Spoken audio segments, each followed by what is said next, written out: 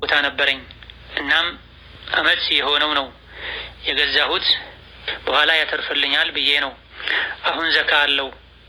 ካለውስ በተገዛበት ነው ወይስ አሁን በሚያወጣበት ግምት ነው የሚሆነው የሚል ጥያቄ ነው። መሬት በራሱ በመሰረቱ ዘካ የለበትም። ስለዚህ አንድ ሰው ሊኖርበት፣ ቤተሰቦቹ ሊኖሩበት ብሎ ከገዛው መሬት እንደዚህ አይነት መሬቶች ከያዙት ገንዘብ ዘካ አይኖርበትም።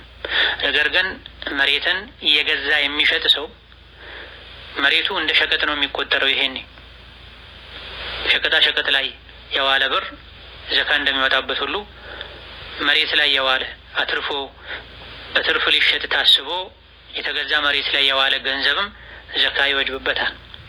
ዘካው በየአመቱ ነው የሚሆን።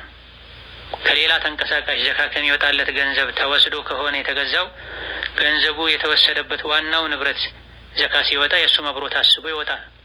ከሌላ ራሱን ከቻለ ገንዘብ ከሆነ መሬቱ የተገዛው ከተገዛበት ጊዜ ጀምሮ አመት ተቆጥሮ አመት የሞላው ዘካው የሚወጣበት ሰሞን ላይ ባለው ዋጋ ሂሳብ ተሰርቶ ይወጣል። ድሮ በተገዛበት ሳይሆን ዘካው በሚወጣበት ጊዜ ለሽያጭ ቀርቦ ተገምቶ ሊያወጣው በሚችለው ነው።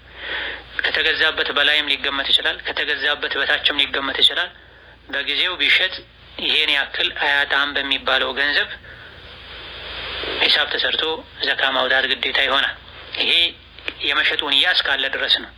ሲገዙትም አትርፎ ለመሸጥ ተብሎ ከተገዛ እየተገመተ ዘካ የወጣ ባለው ሰዓትም ያ ንያ ካለ ዘካ ይወጅባል። በመጀመሪያ ለመሸጥ ታስቦ የተገዛ ኋላ ላይ ሀሳብ ከተቀየረ አመት ሳይሞላ ሀሳብ ከተቀየረ ዘካ አይወጅብበትም። ከዘካ ተሸሽቶ መሆን ግን የለበትም። ሀሳብ የሚቀየረው ለመኖር ተብሎ በመሰረቱ ለመስራት ለመኖር ተብሎ የተገዛም ቢሆን ከጊዜ በኋላ ለሽያጭ ከተባለ ንያን ከቀየሩበት ጊዜ ጀምሮ አመት ሲሞላው ዘካ ማውጣት ግዴታ ይሆናል። ሌላኛው ጥያቄ ሱጁድ ቲላዋ ላይ ስንነሳ አላሁ አክበር እንላለን። እኔ ቦታ ነበረኝ።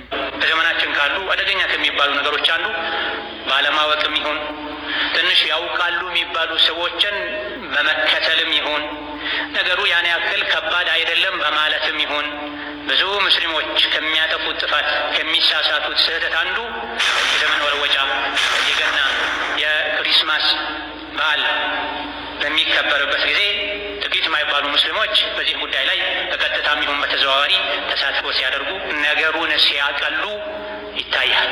ይህ እጅግ በጣም አሳፋሪ፣ አስደንጋጭ፣ አሳዛኝ ነገር ነው። ምክንያቱም ይህ በዓል ከዒሳ መወለድ ጋር ግንኙነት ያለው በዓል ነው። የክርስትና እምነት የሚከተሉ ሰዎች ዘንድ ዒሳ ተወልዷል፣ በሱ መወለድ እኛ ድነናል ብለው ከሚያምኑት እምነት ጋር የተያያዘ ነው። እንዲህ አይነቱ እምነት ላይ አላህ አልወለደም አልተወለደም ብሎ የሚያምን ሙስሊም እጁን ሊያስገባ ይገባል። ዒሳ እንደየትኛውም ሰው የአላህ ተባረከ ወተዓላ ፍጡር ነው። ኢነ መተለ ዒሳ ዒንደ አላሂ ከመተሊ አደም።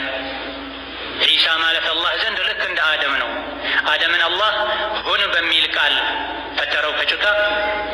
ዒሳን ደግሞ ያለ አባት በራሱ ፍቃድ ሁን በሚል ቃል ከመርየም ፈጠረው ነው የሚለው። ነገር ግን ከእስልምና ውጭ ያለን ጎዳና የሚከተሉ የተለያዩ የኩፍር አንጃዎች ዒሳ ላይ ከዚህ የተለየ እምነት አላቸው። አይሁዶች የዒሳን ክብር ይነካሉ፣ የዝሙት ልጅ ነው ይላሉ። ቃተለሁም ላህ ለዐነሁም ላህ፣ አላህ ይርገማቸውና። ነሷራዎች ደግሞ ክርስቲያኖች ደግሞ ከዚህ በተለየ መልኩ ዒሳን ከልክ በላይ ከፍ አድርገው ዒሳ የአላህ ልጅ ነው ይላሉ። ታዲያ ገና ክሪስማስ ከዒሳ ልደት ጋር ግንኙነት ያለው በዓል ነው። ሙስሊም ደግሞ ዒሳ የአላህ ልጅ አይደለም ብሎ ነው የሚያምነው። አላህ አልወለደም አልተወለደም።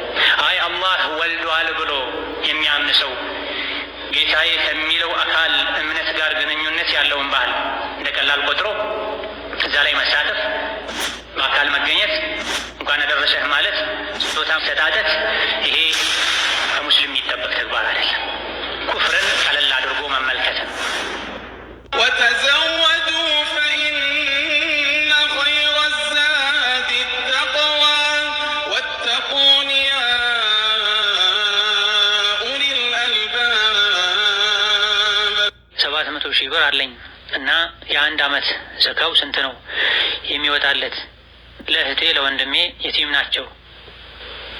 ብዙም ገቢ የላቸውም ለነሱ መስጠት ይቻላልን የሚል ጥያቄ ነው። የ750,000 የአንድ አመት ዘካው 18,750 ብር ይሆናል። ለወንድምና ለእህት ዘካ መስጠትን በተመለከተ በተወሰነ መልኩ ኺላፍ ያለበት ሲሆን ከዘካ ውጪ ካለ ገንዘብ መስጠት ከተቻለ ያን ማድረጉ በላጭ ነው። ካልተቻለ አሊያ ደግሞ ከዘካ ውጪ የተሰጣቸው ማይበቃቸው ከሆነ ለወንድምና ለእህት ዘካ መስጠት ይቻላል። በተለይ ወይም እነሱ ወይም ዘካ የሚሰጠው አካል ያገቡ የወለዱ ከሆነ። ሌላኛው ጥያቄ 110,000 ብር ዘካ የሚወጣለት ስንት ነው አሳውቁኝ የሚል ጥያቄ። የ110,000 ብር የአንድ አመት ዘካው 2,750 ብር። ማንኛውም ዘካ ማውጣት የምንፈልግለትን ገንዘብ ንብረት ለ40 በማካፈል ለ40 ሲካፈል የሚመጣውን ነው ዘካ ማውጣት ግዴታ የሚሆን። ሌላኛው ጥያቄ እኔ ቦታ ነበረኝ እናም አመት የሆነው ነው የገዛሁት በኋላ ያተርፍልኛል ብዬ ነው። አሁን ዘካ አለው? ካለውስ በተገዛበት ነው ወይስ አሁን በሚያወጣበት